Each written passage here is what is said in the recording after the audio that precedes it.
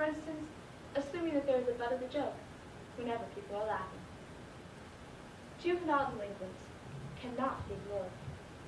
They are merely children in desperate need of our help. Together we must work to put an end to the violence and to ease the agony of their pain. Something should and must be done, and we are the ones who must do it. As remarked the mother of Pete Rowland, a teenage murderer, God put us on this earth to be responsible for our children.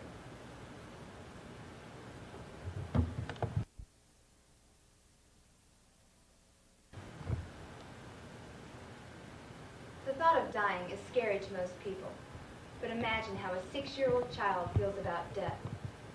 This young girl fears she will die after swallowing a cherry pit during her lunch hour at school. Children don't die by Burl Acton. The second I swallow it, I know I'm going to die. I can feel it stuck inside me, pinching my throat, behind my throat. I gulp a few times, trying to bring it up. It doesn't budge. Then I drink some milk. I'm afraid to drink the milk. I'm afraid the milk will make it worse. I don't know about these things. I only know I'm going to die. The rest of the cherries are still in my fist. They're sticky, and I don't know what to do with them. Miss Bailey gets mad if you throw out good food.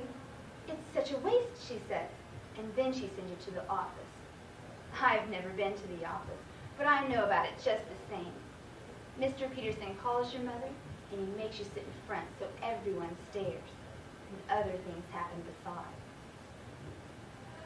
I think I should tell Miss Bailey about the pit, but I'm afraid to. She'd feel my forehead and send me to the nurse. The only time I went to the nurse was the time they checked our hair. The whole class went that day. Nothing was wrong with my hair. The bell rings, and we're supposed to line up. I wait until no one's looking, and I drop the cherries in the grass. I'm not sure what to do about dying, so I make believe nothing happened. I don't want Miss Bailey and the nurse and Mr. Peterson calling an ambulance and taking me to the hospital. I had to go to the hospital the time they took my tonsils out, and I'm never going again. In the hospital, they make you wear a white gown with no back and no underpants. There was a different nurse in the hospital. That nurse said I'd die if I didn't eat my oatmeal. I said I didn't care, and I meant it. Oatmeal is disgusting, and it tastes like throw-up. That nurse was old and gray and mean-looking, and she'd be glad I swallowed the pit. I can still feel it stuck down there in the same spot. It feels like the same spot. I cough and burp and wiggle my head. Nothing works. It's still down there. The kids at the front of the line are acting up, and now we have to wait outside. Miss Bailey is counting to 10. If I tell Miss Bailey, they'll send me to the hospital and cut me open and save the pit. And maybe they'll save me. Maybe. And if I don't tell her, I'll just die. I don't want to die. It gives me the chills all over to think of it, and there's a jumpy feeling in my stomach. Miss Bailey says we're supposed to take out our workbooks. She's explaining how to do everything, but I'm not listening. The workbook is so easy, I never listen. I can do the workbook without thinking and still get everything right. I kept waiting to die that day in the hospital, but nothing happened. That old nurse was wrong. When you die, it's forever and ever and ever, never stopping. It makes me dizzy to think of it. It will be black, not even black, and I won't see anything. I won't see the trees and the sun and Mommy. I won't be able to talk, and I'll never come back. Never. Mommy says little girls like me don't die, but I'm not sure that's right. There was the girl who didn't look both ways and was run over by a car. And there was Mark. Mark's eyes turned yellow and his liver went bad. Now Mark's mother cries a lot, and she can't have any more children. Mommy will cry a lot when I die. Daddy won't cry. Daddy never cries. I don't know if Daddy will be sad or not. Daddy yells when I get on his nerves. If I die, I won't get on his nerves. Sometimes I forget for a while that I'm going to die. Then I remember and I get the shivers all over again. I just thought of something awful. What if they have another baby? A girl. And the new girl sleeps in my room and gets all my toys, my best dolls, and my new bike.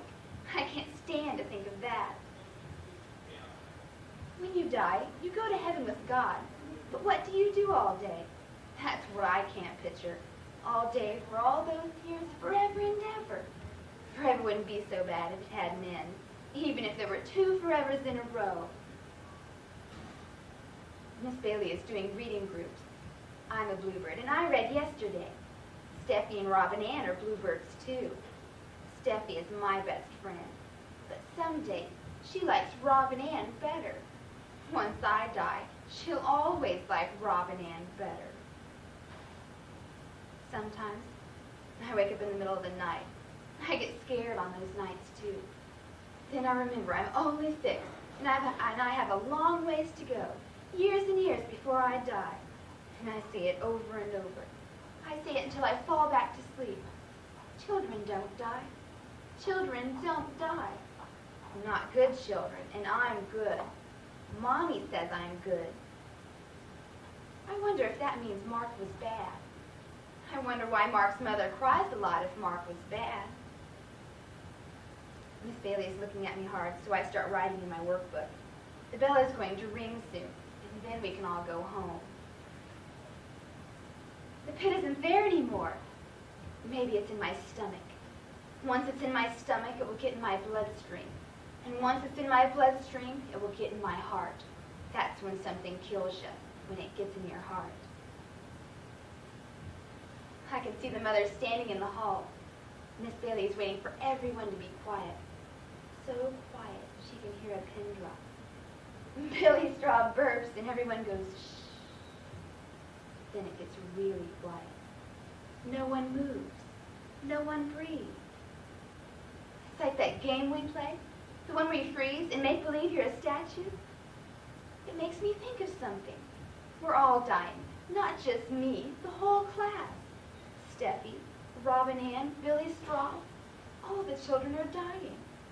And all the mothers, and Miss Bailey. Everyone's dying. In 100 years, no one will be left. 100 years isn't long, not when you think of forever. Miss Bailey is still waiting, and the mothers are peeking in the door. I can see Mommy in her yellow dress. She sees me, too. She gives me a little wave and a big smile, but I couldn't smile back.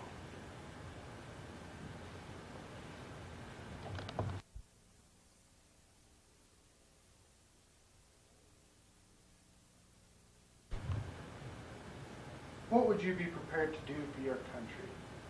This poem is about a man who makes the ultimate sacrifice for his. It isn't certain if the man with the broken fingers is an actual account of one Norwegian freedom fighter's torture at the hands of the Gestapo, or whether it was a fictional piece written to enrage the world against Nazi occupation. No matter its source, Carl Sandburg's 1942 work acted as a bonding agent for resistance fighters, not only in Norway, but throughout all of the countries under the iron reign of Nazi Germany. The Man with the Broken Fingers by Carl Sandburg. The man with the broken fingers throws a shadow down from the spruce and evergreen mountain timbers of Norway and across Europe and the Mediterranean to the oasis palms of Libya. He lives and speaks a sign language of lost fingers. From a son of Norway who slipped the Gestapo nets, the Nazi patrols, the story comes as told among those now in Norway.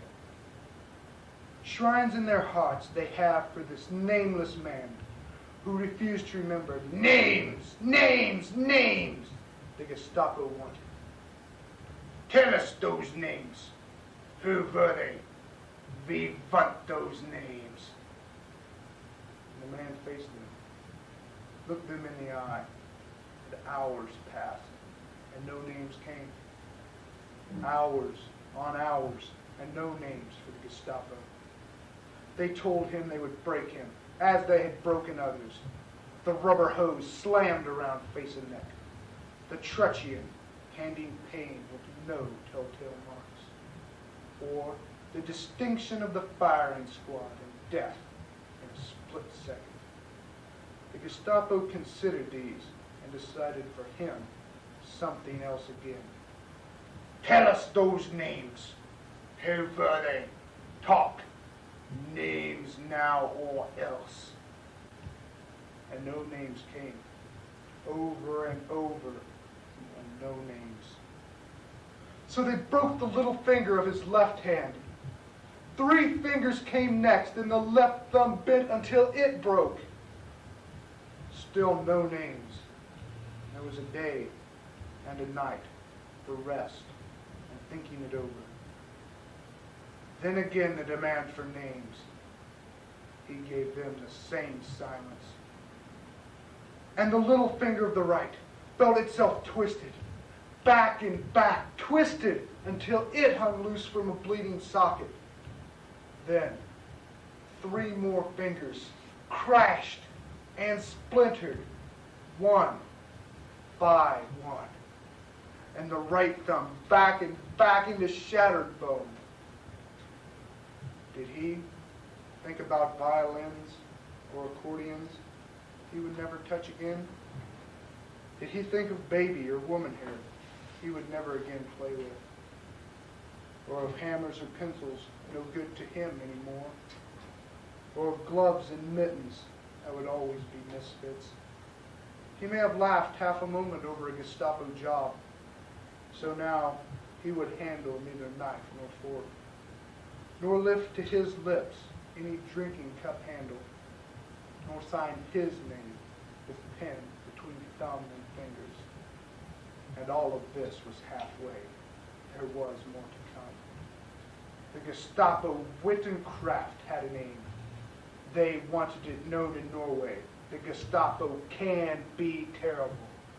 They wanted a wide, whispering of fear, how the Nazis handled those who won't talk or tell names. We give you one more chance to cooperate. Yet he had no names for them. His locked tongue, his Norwegian will pitted against Nazi will, his pride and faith as a free man, his welcoming death rather than to do what they wanted. They brought against this their last act of fury. Breaking his left arm at the elbow, breaking it again at the shoulder socket. And when he came to in a flickering of open eyes, they broke his right arm, first at the elbow, then again at the shoulder. By now, of course, he had lost all memory of names, even his own. And there are those like you and me and many, many others who can never forget the man with the broken fingers. His pride as a free man shall go on. His shadow moves and his sacred fingers speak. He tells men that there are 1,000 withering, shattering deaths. Better to die one by one than to say yes, yes, yes, when the answer is no, no, no. And death is welcome, and death comes soon, and death is a quiet step into a sweet, clean midnight.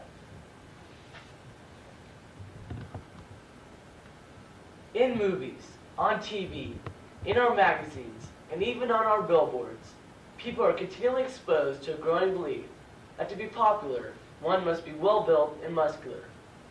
Movie stars such as Arnold Schwarzenegger flex their muscles as a new hero, and advertisers use muscular men to sell their products. Unfortunately, the products aren't all they're selling.